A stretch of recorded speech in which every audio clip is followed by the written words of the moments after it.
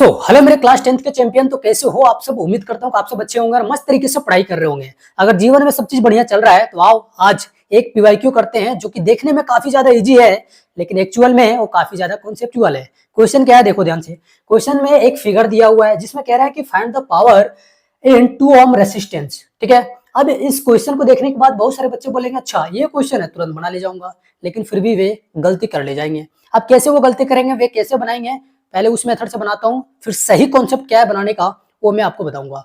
ठीक है, अगर आप इस फिगर में देखो ध्यान से, तो इस फिगर में जो रेसिस्टेंस लगे हुए हैं वो कैसे लगे हुए हैं, सीरीज कॉम्बिनेशन में। और आपको मैंने बताया था कि सीरीज कॉम्बिनेशन की जब भी हम बात करते हैं आर टोटल निकालने के समय, तो जो दिया हुआ है उसी को सिंपली जोड़ दो, तो 1 ओम प्लस 2 ओम, तो यहाँ कितना आ जाएगा 3 ओम।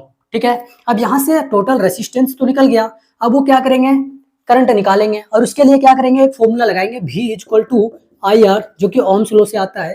तो देखो V कितना दिया है 6 वोल्ट, V कितना है 6 वोल्ट इक्वल टू I निकालना है इंटू R कितना दिया है 3 ओम। इसको कट करेंगे 2, तो I इक्वल टू क्या आ जाएगा 2 एम्पियर। ठीक है जी, तो I का वैल्यू कितना आ गया 2 एम्पियर। अब वो क्या करेंगे, सिंपली देखो, अब वो एक फॉर्मूला लगाएंगे पावर का, P इक्वल टू वी आई, और V कितना आया देखो, V जो है 6 है और I कितना है 2, यहां से वो ले आएंगे 12 वाट, जो कि गलत आंसर होगा। अब सर गलत क्यों होगा, कैसे होगा बताओ, बताता हूं, सुन ध्यान से।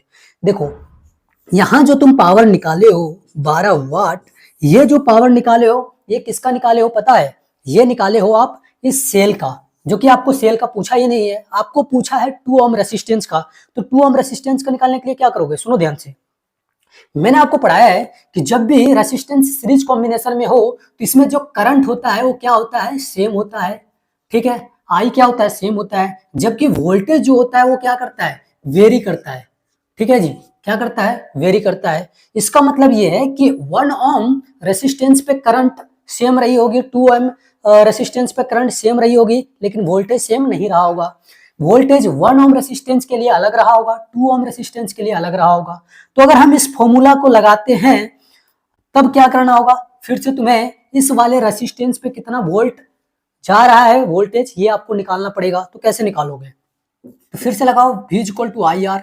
ठीक है, अब देखो I जो है वो तुम्हें मिल गया है कितना 2 इंटू R कितना है, तो देखो 2 इसके लिए बात किया जा रहा है, इस 2 ओम के लिए बात किया जा रहा है, तो इसके लिए हम वोल्टेज निकाल लेंगे, तो 2, तो V इक्वल टू यहाँ से क्या आ जाएगा 4 वोल्ट। इसका मतलब ये है कि ये जो रेसिस्टेंस है इस पे कितना वोल्टेज आ रहा है, तो 4 वोल्ट का जा रहा है।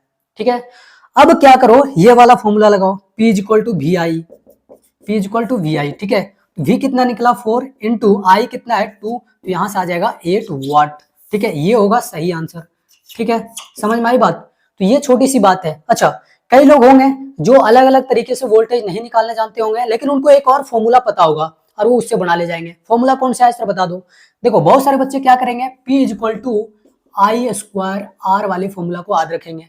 ठीक है, जहां पर I की वैल्यू कितना है, देखो I की वैल्यू है 2 एम्पियर, तो यहाँ पे 2 का स्क्वायर करेंगे तो 4 इंटू किस रेसिस्टेंस पे निकालना है पावर, तो 2 ओम पे, तो उससे मल्टीप्लाई कर दो, तो P इक्वल टू यहाँ से कितना निकल जाएगा, देखो 8 वाट।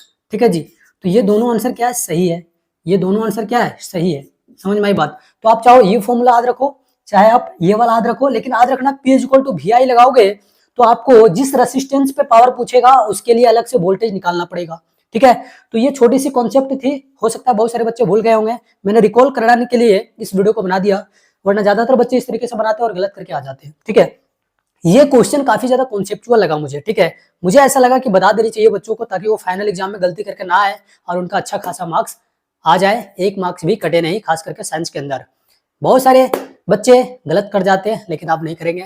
अगर आपको समझ में आया, वीडियो अच्छी लगी, तो बाकी दोस्तों के पास सेंड कर दो, ताकि उनका मार्क्स जरा सा भी ना कटे और आपको बाद में वो धन्यवाद बोले, अगर इस तरह के कॉन्सेप्ट में वो कंफ्यूजन कर रहे होंगे अपने आप में तो। ठीक है, चलो मिलते हैं नेक्स्ट वीडियो में, मचा दो, टॉप करना है अपने को। बाय, जय हिंद।